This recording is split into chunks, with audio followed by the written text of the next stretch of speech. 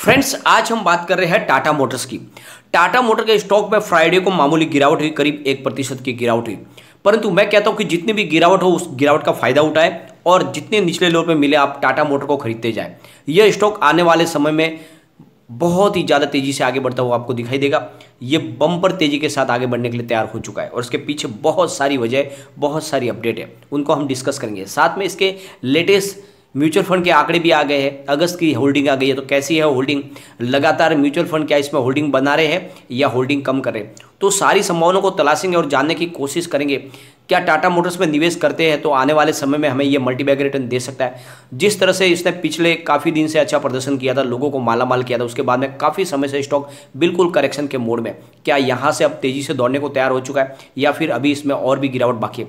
तो सारी संभावनाओं को तलाशेंगे और जानने की कोशिश करेंगे कि आखिरकार इस स्टॉक में क्या खास है ऐसा। लेकिन फ्रेंड, उससे पहले अगर आप पहली बार हमारे चैनल पे आए तो चैनल को सब्सक्राइब कर दीजिए, एक बेल आइकॉन दबा दीजिए ताकि जब भी नया वीडियो बने पहला नोटिफिकेशन आपको मिले। वीडियो पसंद आए तो लाइक शेयर जरूर कीजिए। चलो फ्रेंड्स, वीडियो स्टार्ट करते हैं। मैं हूं आपका दोस्त SB दवे और हमारे अपने चैनल ऑनलाइन कमाई में आपका बहुत बहुत स्वागत है। सबसे पहले कारोबार को डिस्कस कर लेते हैं। फ्राइडे को स्टॉक 312 पर ओपन हुआ, हाई बनाई 315 की, लो है 306 का और एंड में 308 पर करीब 1.12% डाउन पर क्लोजिंग दी है। मामूली सी गिरावट है लेकिन इससे डरने की कोई बात नहीं है, बहुत ही ज़्यादा वैल्यूबल बाइंग हो रही है। अगर वॉल्यूम की बात करें तो BSE में 22,97,000 का वॉल्यूम हुआ, सामने 12,62,000 की डिलीवरी उठाएगी और डिलीवरी का परसेंटेज है 54.97%। तो शानदार 50% से ऊपर डिलीवरी बेस काम हो रहा है। NSE की बात करें तो 2,49,72,000 का वॉल्यूम हुआ और सामने 77,69,000 की डिलीवरी उठाएगी और डिलीवरी का परसेंटेज है 31.11%। अगर हम इसके वॉल्यूम का एनालिस करें तो पिछले एक महीने पहले इसका 3 करोड़ का वॉल्यूम था, 1 वीक पहले 2 करोड़ का वॉल्यूम था, गुरुवार को 3 करोड़ का वॉल्यूम हुआ और फ्राइडे को भी 3 करोड़ का ही वॉल्यूम हुआ। तो एक जैसे वॉल्यूम में स्टॉक काम कर रहा है, ट्रेड कर रहा है, इसका मतलब बहुत ही ज़्यादा स्टेबल है स्टॉक। यहाँ पे बहुत ही ज़्यादा अब आगे इसमें स्टेबिलिटी आ चुकी है, तो यहाँ से तेज़ी से बढ़ने की भी संभावना बन चुकी है।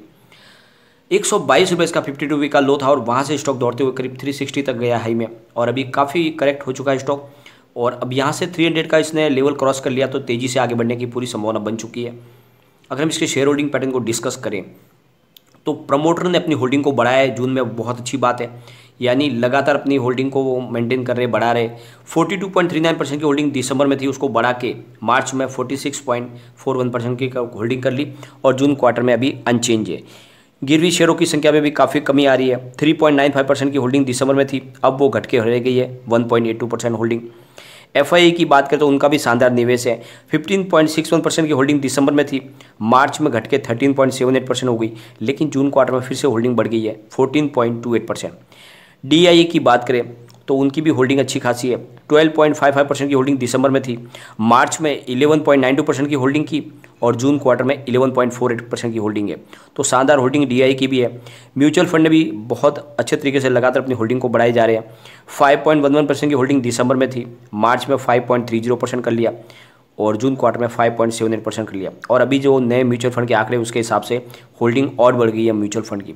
अदर्स की बात करें तो 29.45% की होल्डिंग दिसंबर में थी, मार्च में 27.89% की होल्डिंग हुई और जून क्वार्टर में 27.83% की होल्डिंग हुई। तो अच्छी, बहुत ही अच्छी शेयर होल्डिंग पैटर्न है। अगर हम इसके 31 अगस्त के म्यूचुअल फंड के नए लेटेस्ट होल्डिंग की तरफ अगर हम जाए तो HDFC बैलेंस एडवांटेज ने इसमें 332.04 करोड़ रुपीज़ का इन्वेस्टमेंट करके 0.79% की होल्डिंग ली हुई है। HDFC फ्लैक्सी कैप ने इसमें 265.32 करोड़ रुपये का इन्वेस्टमेंट किया है और 1.04% की होल्डिंग ली हुई है। और साथ में इसमें कोटक इक्विटी आर्बिट्रेज ने इसमें 246.62 करोड़ रुपये का इन्वेस्टमेंट करके 0.96% की होल्डिंग ली हुई है। मीरे एसेट्स 32.32 करोड़ रुपये का निवेश किया है और इन्होंने 0.54% की होल्डिंग ली हुई है। साथ में HDFC टॉप 100 ने इसमें 209.09 करोड़ रुपये का इन्वेस्टमेंट किया है और 1% की होल्डिंग ली हुई है। टाटा आर्बिट्रेज फंड ने इसमें 169.25 करोड़ रुपये का इन्वेस्टमेंट किया है और 1.41% की होल्डिंग ली हुई है। और साथ में मीरे एसेट एमर्जिंग ने चिप ने इसमें 160.17 करोड़ रुपये का इन्वेस्टमेंट करके 0.78% की होल्डिंग ली हुई है। और उसके बाद में फिर इन्होंने निप्पॉन इंडिया फोकस ने इसमें 138.59 करोड़ रुपये का इन्वेस्टमेंट किया है और 2.46% की होल्डिंग ली हुई है। निप्पॉन इंडिया टैक्स सेवर ने इसमें 132.16 करोड़ रुपये का इन्वेस्टमेंट किया है और 1.07% की होल्डिंग ली हुई है। तो आप देख लो, लगातार होल्डिंग बढ़ी है। म्यूचुअल फंड लगातार अपनी होल्डिंग को बढ़ा रहे हैं, यानी पूरा भरोसा है इनको, स्टॉक कमाल कर सकता है। एंट्री पॉइंट बहुत अच्छा है क्योंकि फिलहाल स्टॉक ओवरबॉट जोन में नहीं है, कोई भी इसके ऊपर रेड फ्लैग नहीं है, एएसएम जीएसएम की लिस्ट में ये शामिल नहीं है। और सबसे अच्छी बात है कि सरकार ने पीएलआई स्कीम लॉन्च कर दी है ऑटो सेक्टर के लिए। 26,000 करोड़ रुपये सरकार देने जा रही है ऑटो सेक्टर को, कारोबार को आगे बढ़ाने के लिए। और ईवी के बिजनेस के लिए इनकी सरकार की तरफ से मंशा साफ जाहिर कर दिया कि ईवी बिजनेस को पूरा सपोर्ट करने वाली है सरकार। और जिस तरह से टाटा मोटर की ईवी कार आगे बढ़ रही है और लगातार प्रदर्शन अच्छा कर रही है, उससे लग रहा है कि ये स्कीम का पूरा फ़ायदा अब टाटा मोटर उठाएगी। और इन पैसों के दम पे जो सरकार की तरफ से राहत मिल रही है, इसके दम पे स्टॉक काफ़ी ज़्यादा आगे बढ़ सकता है क्योंकि कंपनी आगे बढ़ेगी तो स्टॉक में भी तेज़ी बनेगी। दूसरी तरफ टाटा मोटर की तरफ से नई सफारी गोल्ड के एडिशन को भी लॉन्च कर दिया गया, जिसकी प्राइस रखी गई है 21.89 lakh rupees, ex showroom price है ये। तो लगातार नए नए मॉडल कंपनी निकाल रही है और इससे समझ में आ रहा है कि कंपनी का कारोबार आगे बढ़ता रहेगा ऐसे ही। और ये स्टॉक बहुत अच्छा लग रहा है निवेश के लिए, क्योंकि आपको पता ही होगा टाटा मोटर ने अपने पीवी बिजनेस और कमर्शियल व्हीकल बिजनेस को पूरी तरह से अलग करने के लिए आगे अपनी कार्रवाई पूरी कर दी है। बहुत जल्द ये दोनों कंपनियां अलग रूप से काम करने लग जाएगी अब। तो यहाँ से अब ये जो डाइवर्सिफाई इनका बिजनेस हो चुका है, यानी दो पार्ट्स में जो बिजनेस बढ़ा है, तो दोनों पे ध्यान दे पाएंगे। कमर्शियल व्हीकल बिजनेस को भी आगे अच्छे से ले जा पाएंगे और जो इनका पीवी बिजनेस है वो भी बहुत तेज़ी से आगे बढ़ेगा। तो बिल्कुल पॉजिटिव स्टेप उठाया गया है और बहुत जल्द ये कोई नए पार्टनर को भी ढूंढने वाले हैं अपने पीवी बिजनेस के लिए। तो आने वाले समय में स्टॉक में आपको बहुत ज़्यादा तेज़ी से आगे बढ़ने की संभावना बनेगी। साथ में टाटा मोटर लगातार जो भी गवर्नमेंट की पॉलिसी आ रही है उसका पूरा फायदा उठा रही है। जैसे सरकार ने स्क्रैप पेज पॉलिसी की घोषणा की है, आने वाले समय में कमर्शियल व्हीकल जितने भी है उनको 15 ईयर के बाद स्क्रैप पेज पे जाना होगा, स्क्रैप करना होगा। और जो प्राइवेट व्हीकल है उनके लिए 20 साल रखा गया है। तो बहुत ज़्यादा स्क्रैप के लिए वाहन आने वाले, तो उसका फ़ायदा उठाने के लिए लगातार टाटा मोटर अपने बिजनेस टाइप करने शुरू कर दिए। उन्होंने गुजरात गवर्नमेंट के साथ में एक बड़ा बिजनेस टाइप किया है, जिसके तहत अब स्क्रैप पेज सेंटर खोलने जा रहे हैं अहमदाबाद में, जिसमें अहमदाबाद की जो व्हीकल्स होंगे वो स्क्रैप किए जाएंगे।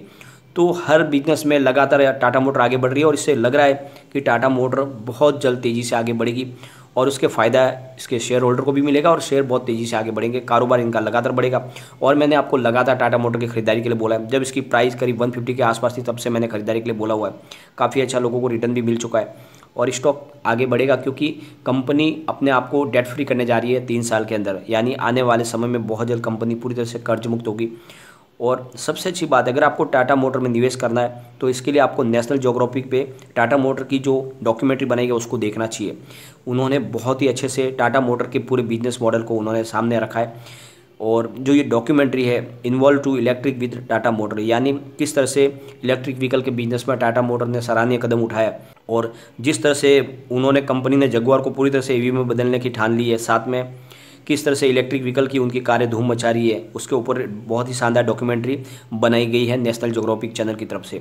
ग्रीन और क्लीन इंडिया के लिए पूरी तरह से कमर कस लिया टाटा मोटर ने और आने वाले समय में धीरे धीरे अपने पूरे बिजनेस को वो ईवी बिजनेस में कन्वर्ट करेंगे और इसका फ़ायदा ये होगा कि इनके बिजनेस में बहुत तेज़ी से बढ़ोतरी होगी, साथ में वातावरण में भी पोल्यूशन फैल रहा है उसके ऊपर काफ़ी ज़्यादा लगाम लग जाएगी। तो इस तरह से जो कोशिश की जा रही है टाटा मोटर की तरफ से, इसके बलबूते पे स्टॉक काफ़ी आगे तेज़ी से बढ़ सकता है और निवेश का ये अच्छा जरिया बन रहा है। अगर हम इसके कम्युनिटी सेंटीमेंट की बात करें तो 90% बाई की कॉल है, 10% होल्ड की कॉल है।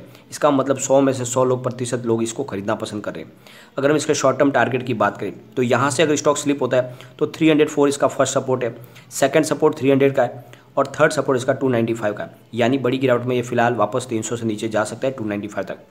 लेकिन अगर ऊपर की तरफ जाएगा तो 313 इसका फर्स्ट टारगेट है, सेकंड टारगेट इसका 319 का है और थर्ड टारगेट इसका 323 का है। तो बहुत जल्द यानी शॉर्ट टर्म में तेज़ी के साथ ये 323 की तरफ जा सकता है। तो निवेश का अच्छा जरिया बन रहा है और इसको आप कम से कम 2 महीने के लिए होल्ड कर लिए। इस बार ये 400 तक जाने को तैयार हो चुका है। निवेश करना चाहिए, जहाँ पे भी मौका मिल रहा है टाटा मोटर एक भी अपने अपॉर्चुनिटी को नहीं छोड़ रहा है। इससे लग रहा है कि टाटा मोटर आगे कमाल कर सकता है। ये एक तरह से लॉटरी का टिकट है, अभी खरीद के रखे, आने वाले समय में आपको जैकपॉट लग सकता है। आने वाले 2 साल में इसकी जो प्राइस है वो 1000 को क्रॉस कर सकती है। तो बिल्कुल निवेश करना चाहिए। लेकिन फ्रेंड, कोई भी इन्वेस्टमेंट करने से पहले अपने फाइनेंस एडवाइजर से एक बार एडवाइस ले ले या अपना खुद का रिसर्च करें, क्योंकि मैंने वीडियो आपके एजुकेशनल पर्पज़ के लिए ही बनाया है। वीडियो पसंद आए तो लाइक शेयर जरूर कीजिए और चैनल को सब्सक्राइब कर दीजिए। थैंक